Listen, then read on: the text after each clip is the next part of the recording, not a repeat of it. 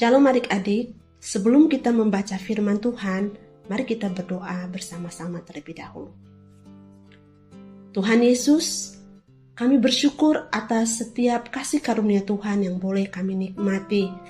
Kami tahu Tuhan mengasihi kami dan kami membutuhkan Tuhan dalam hidup kami. Kami butuh firman-Mu untuk menuntun kami. Lewat firman Tuhan yang akan kami baca, biarlah kami mengerti akan rencana Tuhan dalam hidup kami. Ajar kami Tuhan, biarlah Roh Kudus memberikan kami pengertian yang lebih dalam lagi, supaya kami mengenal Tuhan secara pribadi. Terima kasih Tuhan, kami mau membaca firman-Mu di dalam nama Tuhan Yesus Kristus. Haleluya, amin. Yosua pasal 5 ayat 1-15. Penyunatan dan Hari Raya Paskah di Gilgal. Ketika semua raja orang Amori di sebelah barat sungai Yordan dan semua raja orang Kanaan di tepi laut mendengar bahwa Tuhan telah mengeringkan air sungai Yordan di depan orang Israel sampai mereka dapat menyeberang, tawarlah hati mereka dan hilanglah semangat mereka menghadapi orang Israel itu. Pada waktu itu berfirmanlah Tuhan kepada Yosua, buatlah pisau dari batu dan sunatlah lagi orang Israel itu untuk kedua kalinya. Lalu Yosua membuat pisau dari batu dan disunatnyalah orang Israel itu di bukit kulit katan. Inilah sebabnya Yosua menyunat mereka. Semua orang yang keluar dari Mesir, yakni yang laki-laki, semua prajurit telah mati di padang gurun di tengah jalan setelah mereka keluar dari Mesir. Sebab semua orang yang keluar dari Mesir itu telah bersunat, tetapi semua orang yang lahir di padang gurun dalam perjalanan sejak keluar dari Mesir belum disunat. Sebab 40 tahun lamanya orang Israel itu berjalan melalui padang gurun sampai habis mati seluruh bangsa itu, yakni prajurit yang keluar dari Mesir yang tidak mendengarkan firman Tuhan. Kepada mereka itu Tuhan telah bersumpah bahwa Ia tidak akan mengizinkan mereka melihat negeri yang dijanjikan Tuhan dengan bersumpah kepada nenek moyang mereka akan memberikannya kepada kita, suatu negeri yang berlimpah-limpah susu dan madunya. Tetapi anak-anak mereka yang telah dijadikannya ganti mereka itulah yang disunat Yosua, sebab mereka belum bersunat karena mereka tidak disunat dalam perjalanan. Setelah seluruh bangsa itu selesai disunat, maka tinggallah mereka di tempatnya masing-masing di perkemahan itu sampai mereka sembuh.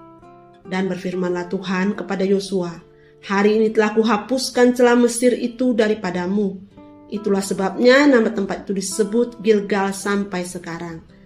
Sementara berkemah di Gilgal, orang Israel itu merayakan Paskah pada hari yang ke-14 bulan itu, pada waktu petang di dataran Yeriko. Lalu pada hari sesudah Paskah mereka makan hasil negeri itu, yakni roti yang tidak beragi dan bertih gandum, pada hari itu juga. Lalu berhentilah mana itu pada keesokan harinya setelah mereka makan hasil negeri itu. Jadi orang Israel tidak beroleh mana lagi. Tetapi dalam tahun itu mereka makan yang dihasilkan tanah Kanaan. Panglima bala tentara Tuhan. Ketika Yosua dekat Yeriko, ia melayangkan pandangnya. Dilihatnya seorang laki-laki berdiri di depannya dengan pedang terhunus di tangannya. Yosua mendekatinya dan bertanya kepadanya, "Kawankah engkau atau lawan?" Jawabnya, "Bukan, tetapi akulah panglima bala tentara Tuhan. Sekarang aku datang." Lalu sujudlah Yosua dengan mukanya ke tanah, menyembah dan berkata kepadanya, "Apakah yang akan dikatakan tuanku kepada hambanya ini?" Dan panglima bala tentara itu berkata kepada Yosua, "Tanggalkanlah kasutmu dari kakimu, sebab tempat engkau berdiri itu kudus." Dan Yosua berbuat demikian. Demikianlah firman Tuhan. Tuhan Yesus, terima kasih buat firman yang sudah kami baca dan kami dengarkan. Biarlah firman-Mu tinggal di hati kami, berbuah dalam setiap tingkah laku kami. Ajar kami bisa menjadi pelaku-pelaku firman yang takut akan Tuhan, yang benar di hadapan-Mu. Tuhan, kami berdoa untuk bangsa dan negara kami. Berkatilah bangsa ini menjadi bangsa yang maju dan kuat. Berkatilah para pemimpin bangsa Indonesia ini Tuhan, mulai dari presiden sampai kepada seluruh jajaran pemerintahan, agar mereka bisa bekerja dengan hikmat dan kebijaksanaan yang dari Tuhan. Anugerahkanlah mereka kejujuran dan Roh Kudus yang takut akan Tuhan dan dapat menerapkan semua aturan untuk segala sesuatunya demi kemakmuran bangsa dan negara dan seluruh rakyat yang ada di dalamnya. Tuhan Yesus, kami juga berdoa buat seluruh rakyat Indonesia, biarlah mereka hidup aman, damai, sejahtera, jauh dari segala bencana, jauh dari segala kerusuhan, jauh dari segala hal-hal yang bukan berasal daripadamu. Segala roh-roh jahat yang ingin merasuki setiap orang dan ingin membuat perpecahan, kami patahkan di dalam nama Tuhan Yesus Kristus. Kami berdoa juga buat seluruh orang-orang tua supaya mereka juga bisa mendidik anak-anak dengan baik dan benar, dengan takut akan Engkau. Dan Tuhan, biarlah anak-anak juga bisa menjadi anak-anak yang bisa diandalkan, bisa dibanggakan oleh orang tua dan negara dan bangsanya. Kami juga berdoa Tuhan buat seluruh orang-orang yang memberitakan Injil kebenaran firman Tuhan.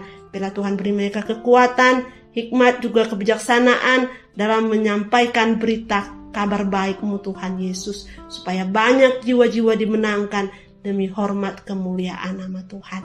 Terima kasih Tuhan Yesus. Kami berdoa buat mereka yang sakit, buat yang susah, buat mereka yang berkekurangan. Biarlah Tuhan Kau sembuhkan, Engkau hiburkan, Engkau cukupkan semua. Dan biarlah mereka boleh merasakan juga kebaikan Tuhan. Kami berdoa buat seluruh anak-anak sekolah minggu. Biarlah mereka juga dalam pengawasan Tuhan dimanapun mereka berada. Biarlah mereka juga menjadi anak-anak yang takut akan Engkau. Terima kasih Bapa Surgawi, kami sudah berdoa, kami bersyukur dan kami berterima kasih. Dalam nama Tuhan Yesus Kristus. Haleluya. Amin. Sampai jumpa, Tuhan Yesus memberkati.